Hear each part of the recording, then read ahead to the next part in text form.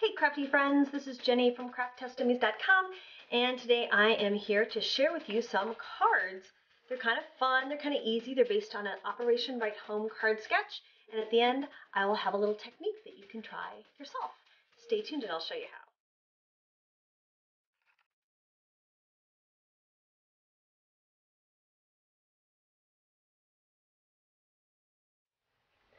These cards are taken right from Operation Write Home Sketch Challenge 118, and that's today's challenge.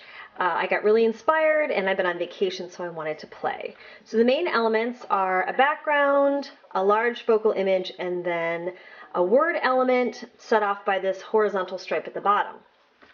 By the way, I'll share all the materials I use too in the next section. So this is the one that's closest to the original sketch. And I made a thank you card. Then I altered it just a little and added a little bit of ribbon. Same basic idea. Notice how I play around too with like how big the borders are. They give me specific directions on the sketch challenge, but I am too ADD for that. I just kind of eyeball it depending on the one that I'm using. So then I decided to not add the extra sentiment block and just stamp right on this horizontal line. I think it looks a little bare, it could use a little more, but I made sure to emboss my sentiment so that it matched the embossed paper. Then I went ahead and decided to use a die cut sentiment instead of the little extra block, and I like the way that looks. I think it's nice and bold. And then I took it one more step further and I did the inlaid die cutting technique on this one. And I'll have a link at the end of this video where I showed how I did this. But now what I'm going to do is show you how I got this kind of pretty poppy image. So stay tuned and let me show you the materials I used. First, I'll start with the paper stack I'm using. This is the Garden Tea Party stack from Die Cuts with a View, and I really, really like it. I'm going to flip through some of the pages for you so you can see beautiful peaches and corals, and of course that tea stain look. I really love this large dahlia, and oh yes, I don't know if you can tell, there you can see that a lot of this is both glittered and embossed, so you get some texture built in. This is what I use for my background, and this is what I use for the horizontal stripe. Again, you can see that this is embossed and glittered, which is nice because you can use it for Operation Write Home. It won't come off on your hands. And then these are just kind of some general tea staining pages, and here's just a little flip through the rest. Actually, this is the paper that I stamped on. I love this kind of splattered, tea-stained look without having to create that look from scratch. So I actually use this to stamp on. But here you can kind of just take a look through the rest of the stack, and I like the way it all coordinates. So then I was using a stamp set from Stampin' Up, and this is called Happy Watercolor, and I use the Cling Mount stamps. Comes with a couple of different flowers, although as I was looking, this Peaceful Petals one, this would coordinate perfectly. So this just goes to show that you can mix and match things that you have at home, things you buy at the big box store, with other things that you may, buy from your independent demonstrator. But for this one, I use the poppy and the thank you, and then this kind of watercolor look. I also, because I use what I have lying around, I use some Tim Holtz Distress Inks, my Memento Luxe stamp pad, and then I used clear embossing powder, and then I used a little bit of Wink of Stella marker and a little bit of smooch pen. So really just kind of mishmash of a bunch of different things. Okay, so I'm going to just show you this technique on how to get this kind of fun, funky watercolor look.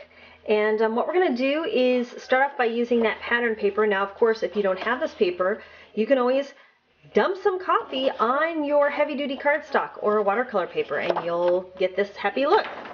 The next thing I did is I embossed it using my Versamark pad in Eggplant Envy, and then I embossed it with clear embossing powder.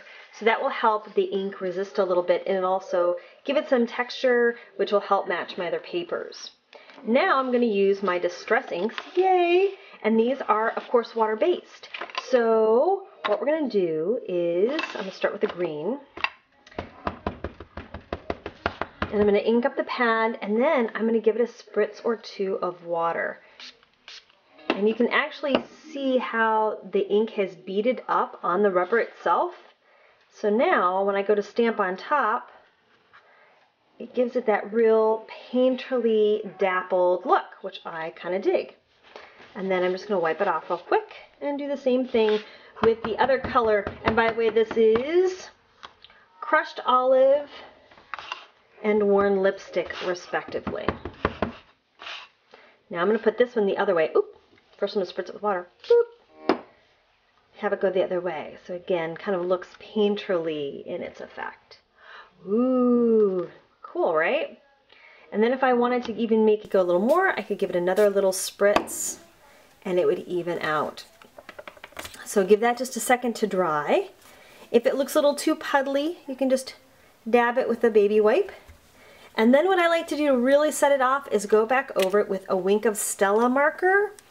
And I'm going to put a little bit of this kind of chartreuse green in the middle and kind of feather it out. And then use a little bit of the kind of pearly smooch to go around it and add a little more glimmer. I'm just going to go around the edges real quick. And now I've got kind of a wowzer of an image, which is nice, to go right on my card. So I can take this and attach it right like so, and it's almost all done. I think I'll put a die cut image or a die cut sentiment on this one. So there you go. I hope this was informative. And if you have any questions, just leave them in the comments below.